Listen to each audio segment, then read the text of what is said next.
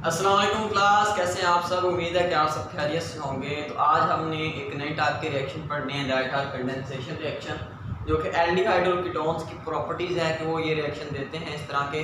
तो सबसे पहले ये देखें कि कंडेंसेशन रिएक्शन होते क्या है बेटे। कंडेंस का मतलब होता है इकट्ठा कर देना, जोड़ देना, दो तीन चीज़ों को आपस में मिला देना, ठीक है। तो कंडेंसेशन रिएक्शन ऐसे होते हैं बेटे, the reaction in which two different or same molecules combine to form a new compound with the removal of small molecules like ammonia, water and methanol etc। मतलब ऐसा बेटे रिएक्शन जिसमें दो एल्डिहाइड जो कि सेम भी हो सकते हैं, डिफरेंट भी हो सकते हैं, दो कीटोन जो सेम भी हो सकते हैं, डिफरेंट भी हो सकते हैं, या एक एल्डिहाइड और एक कीटोन। मतलब ऐसा रिएक्शन बेटे जनरल अगर देखें जिसमें दो सेम या डिफरेंट मॉलिक्यूल एक दूसरे के करीब आएं और वापस में जुड़ जाएं और जुड़कर एक नई कंपाउंड की क्लास बनाएं, एक नया कंपाउंड बनाएं, और ऐसे रिएक्शन को बेटे हम बोलते हैं फिर कंडेंसेशन रिएक्शन। और जब ये रिएक्शन हो रहा होता है तो उसके दौरान आपके पास छोटे छोटे मॉलिक्यूल्स रिमूव होते हैं। फॉर एग्जांपल जिसमें अमोनिया है, वाटर है, मेथनॉल है, कार्बन डाइऑक्साइड हो सकती है, तो इस तरह के छोटे छोटे मॉलिक्यूल्स रिमूव हों।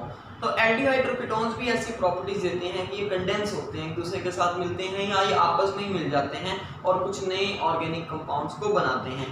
तो इसमें हमारे पास सबसे पहले बेटे जो रिएक्शन आने वाला है कंडेंसेशन, वो है एल्डोल कंडेंसेशन रिएक्शन।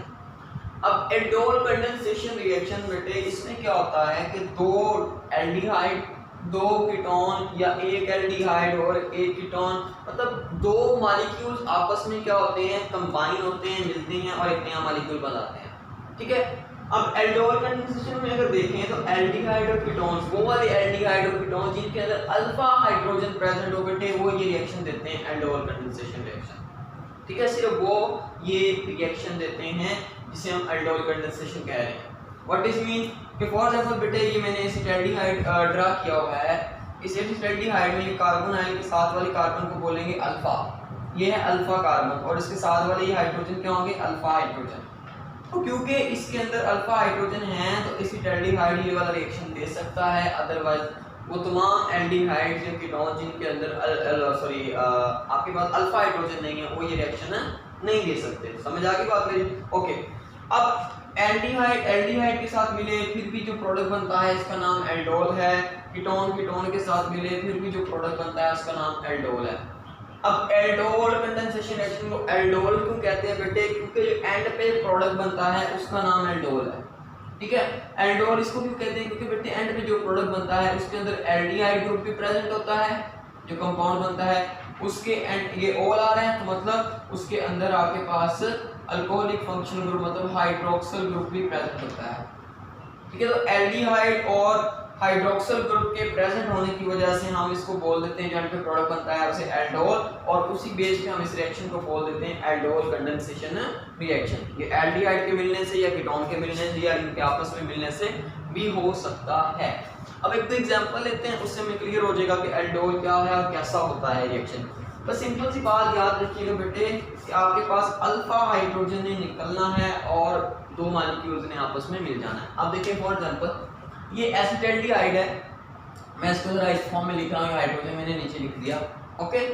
और ये दूसरा एसिटाल्डिहाइड है CH3 double bond OH, okay. Understand कर रहे हैं मेरी बात? अब बेटे ये देखो ये कार्बन आयन के साथ ये अल्फा कार्बन है और उसके साथ लगे हुए सारे हाइड्रोजन क्या है, अल्फा हाइड्रोजन, तो ये भी अल्फा हाइड्रोजन है।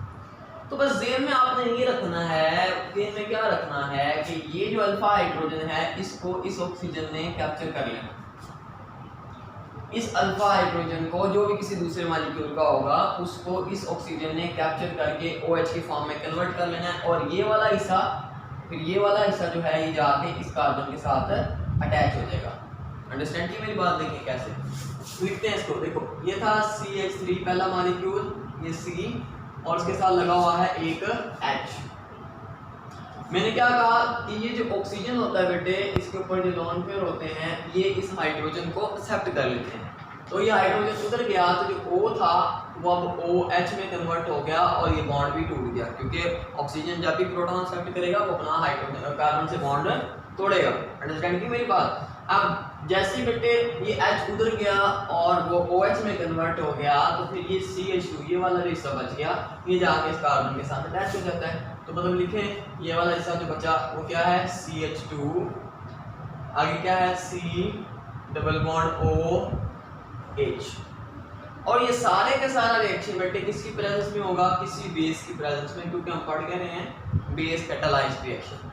ठीक है, अब ये जो बेटे प्रोडक्ट बना है this product is called as aldol, हम इसको बोलते हैं एल्डोल। वजह क्योंकि इसके अंदर एल्डिहाइड फंक्शनल ग्रुप भी प्रेजेंट है और एल्ड उससे वर्ड आया है, और इसके अंदर अल्कोहलिक फंक्शनल ग्रुप भी प्रेजेंट है और ऑल उससे वर्ड आया है। तो इस वजह से इस प्रोडक्ट को बोलते हैं एल्डोल। क्या बोलते हैं, एल्डोल। अंडरस्टैंड की मेरी बात। अभी मैं कंटिन्यू डिस्कस करते हैं इसका।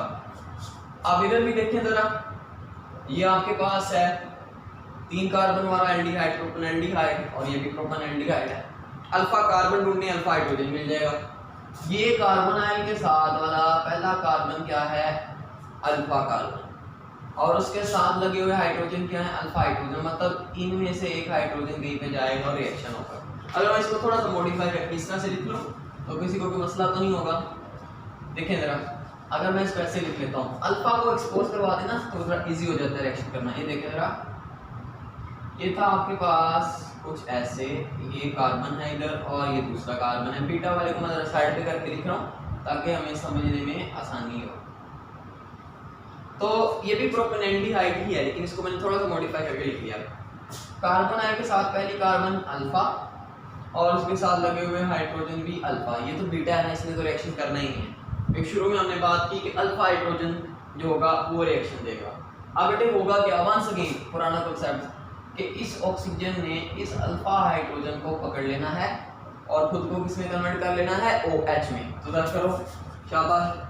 पहले क्या था, ये देखो CH3, ये हो गया CH2, ये C था और उसके ऊपर O डबल बॉन्ड था। अब वो OH में कन्वर्ट हो गया क्योंकि उसने ये वाला हाइड्रोजन कैप्चर कर लिया। ओके हो गया। तो आप इसको बेटे H को इधर लिख लो या इधर लिख लो, एक ही बात है, इस हाइड्रोजन के साथ ही ना वो तो रहेगा। ओके, अंडरस्टैंड कर रहे हैं मेरी बात। अब बाकी ये जो हिस्सा बच गया, ये CH CH3 सारा, अब ये बेटे कार्बन जो हाइड्रोजन है ये जाके उस कार्बन के साथ बॉन्ड बना लेगा, मतलब कुछ ऐसा हो जाएगा। अब ये हाइड्रोजन निकल गया, बाकी हिस्सा जो बचा उसको कार्बोनाइल के कार्बन से जोड़ दो। क्या है वो है CH, उसके बाद C डबल बॉन्ड O और उसके बाद H, और ये आपके पास जो है CH3 भी यहाँ पे आ गया। मतलब ये वाला हिस्सा कहाँ से आया, यहाँ से। ओके, और बाकी सारा हिस्सा कहाँ से, वहाँ से। अंडरस्टैंड की मेरी बात। और सिर्फ हुआ ये है कि अल्फा हाइड्रोजन निकल के ऑक्सीजन के साथ मिलके OH बना दिया उसने। अब इसका नाम भी क्या है, एल्डोल। वजह ये है कि इसके अंदर एल्डिहाइड ग्रुप भी है और इसके अंदर अल्कोहलिक ग्रुप भी प्रेजेंट है। एक और एग्जांपल देख लेते हैं। ये तो एल्डिहाइड की एग्जांपल देख ली, कीटोन्स को देख लें। फॉर एग्जांपल ये भी एसीटोन है, ये भी एसीटोन है, इन्होंने आपस में रिएक्शन करना है।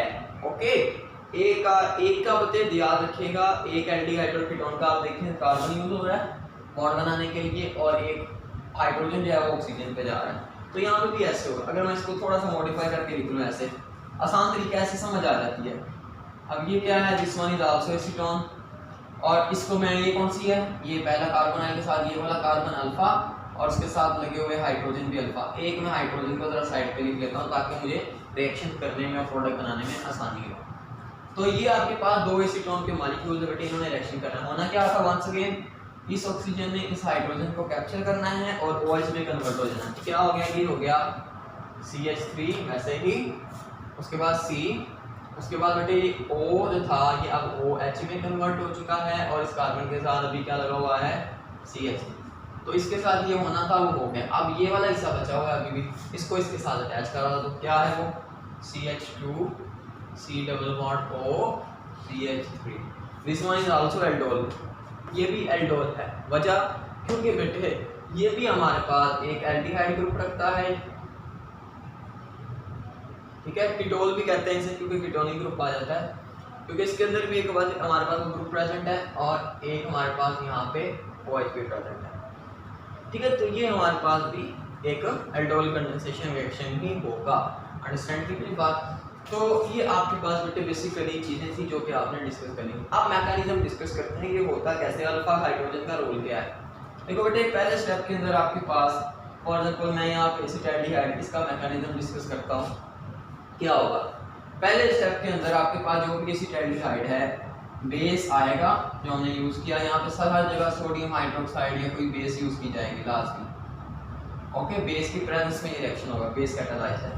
पहले स्टेप के अंदर ये होगा बेटे फॉर एग्जांपल आपके पास एसिटाल्डिहाइड है तो ये नेगेटिव चार्ज आके इस हाइड्रोजन पे अटैक करेगा और इसको कैप्चर कर लेगा और ये इलेक्ट्रॉन आगे मूव कर देगा। ठीक है, अब जैसे ही बेटे ये मूवमेंट होगी तो क्या बनेगा, देखो वाटर बन जाएगा HOH, ये मिले तो वाटर बन गया और यहाँ पे क्या बच गया, यहाँ पे बच गया CH2 C double bond OH, मतलब ये इलेक्ट्रॉन जब इधर मूव किया तो यहाँ पे आ गया नेगेटिव चार्ज।